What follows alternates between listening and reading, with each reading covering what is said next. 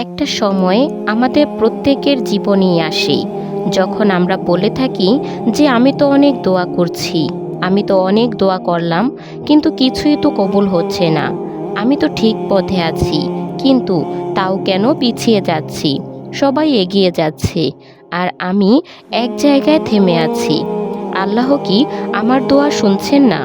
বিশ্বাস করুন, এই হতাশ মুহূর্তটাই হচ্ছে আপনার ধৈর্যের সবথেকে বড় পরীক্ষা। আর এখান থেকেই শুরু হয় মহান রাব্বুল আলামিনের পরিকল্পনা বোঝার সফর।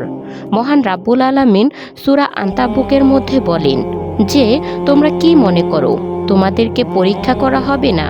আপনি সঠিক পথে আছেন বলেই আল্লাহ পাক আপনাকে একটু দেরিতে ফল দিচ্ছেন, কিন্তু সেটা অনেক বড় করে দিচ্ছেন। একবার ভেবে দেখুন তো, যখন সব কিছু আটকে যায় তখন সেটা কি দেরি নাকি প্রস্তুতি? আপনি হয়তোবা মনে করছেন যে আল্লাহ পাক দেরি করছেন, কিন্তু বাস্তবে আল্লাহ পাক আপনাকে তৈরি করছেন।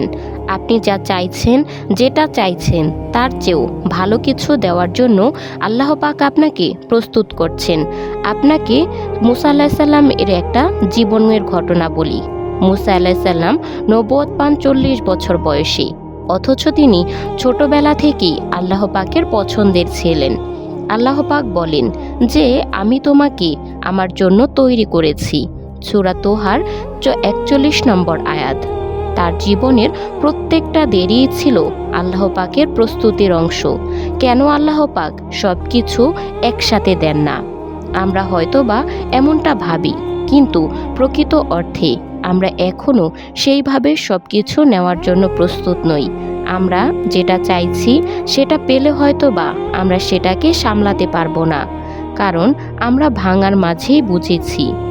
সেই জন্য আল্লাহ পাক আমাদেরকে অপেক্ষা করান, কখনো কখনো ধৈর্যের পরীক্ষা নেন, কখনো কখনো আল্লাহ পাকের ওপর বিশ্বাস রাখি কিনা, আমরা হতাশ হয়ে পড়ি কিনা, রবকে দোষারোপ করি কিনা, এমন কিছুর পরীক্ষা নেন।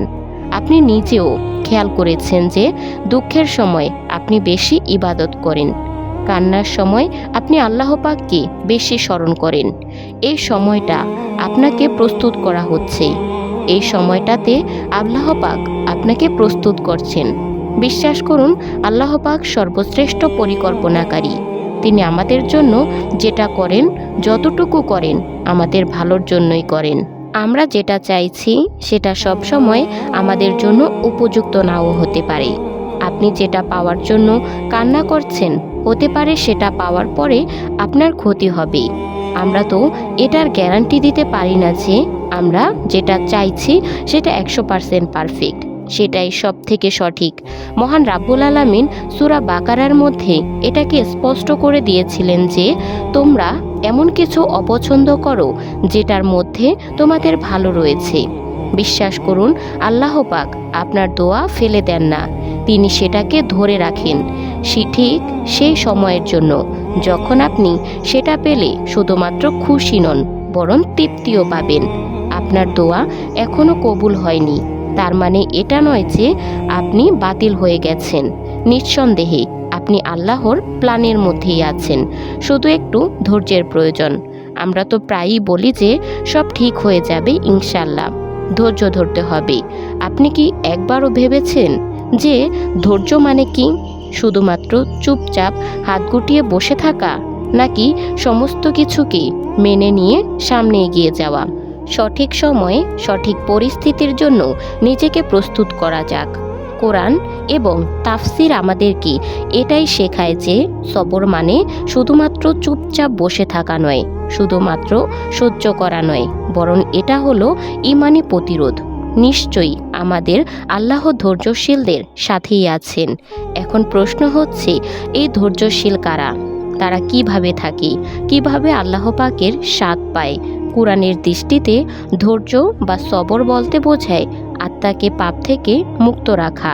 এটা শুধুমাত্র কষ্টের মুহূর্ত চুপ থাকা নয়, বরং সমস্ত অপরাধ থেকে নিজেকে বিরত রাখা এবং সঠিক সময়গুলোতেই আল্লাহর ওপর ভরসা রাখা, পরিস্থিতির মোকাবেলা করা। হয়তোবা কিছু মানুষ আমাকে অবহেলা করছে, কিন্তু আমি জানি আমার রব আমাকে দেখছেন এবং তিনি আমাকে অনেক বেশি ভালোবাসেন, আমাদেরকে অনেক বেশি ভালোবাসেন। এই বিশ্বাসটা রাখা উচিত, কারণ এটা কোনো কল্পনা, কোনো কল্পমিশ্রিত লাইন নয়, এটা বাস্তব, এটা সত্য।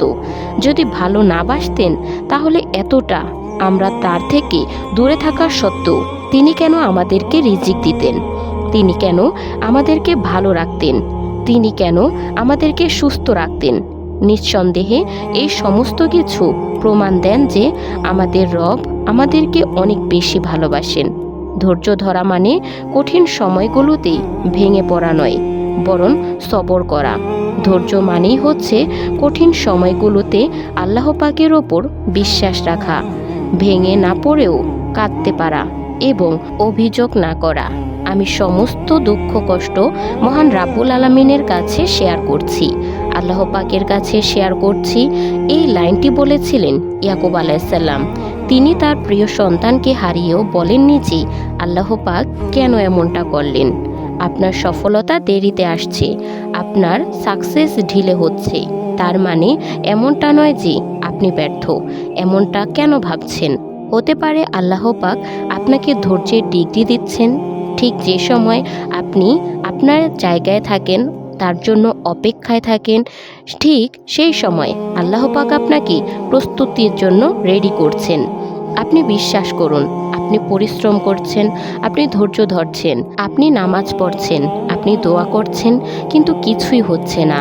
আপনার মনে হচ্ছে কিছুই হচ্ছে না, কিন্তু আল্লাহ পাক কি আপনাকে দেখছেন না? অবশ্যই তিনি দেখছেন এবং তিনি জানেন আপনার মনের মধ্যে কি চলছে, আপনি কি চান, এবং তিনি এটাও জানেন যে কোনটা আপনার জন্য উত্তম আর কোনটা আপনার জন্য উত্তম নয়। একটা কথা মনে রাখবেন, ধৈর্য মানে শুধুমাত্র চুপ থাকা নয়, আল্লাহ পাকের ওপর ভরসা রেখে চুপ থাকা, সঠিক সময়ের অপেক্ষা করা, নিজেকে ঠিক রাখা এবং সময় মতো ফল পাওয়ার আশা করা। বিশ্বাস করুন, আল্লাহ পাকের কাছে ধৈর্যশীল বান্দার জন্য আলাদা প্ল্যান থাকে। আপনার ধৈর্য কিন্তু বৃথা যাবে না, যাবেও না কখনো। আপনার নাম প্রত্যেকটা দিন আল্লাহ পাকের সামনে উঠছে, আপনি শুধু থামবেন না ইনশাল্লাহ।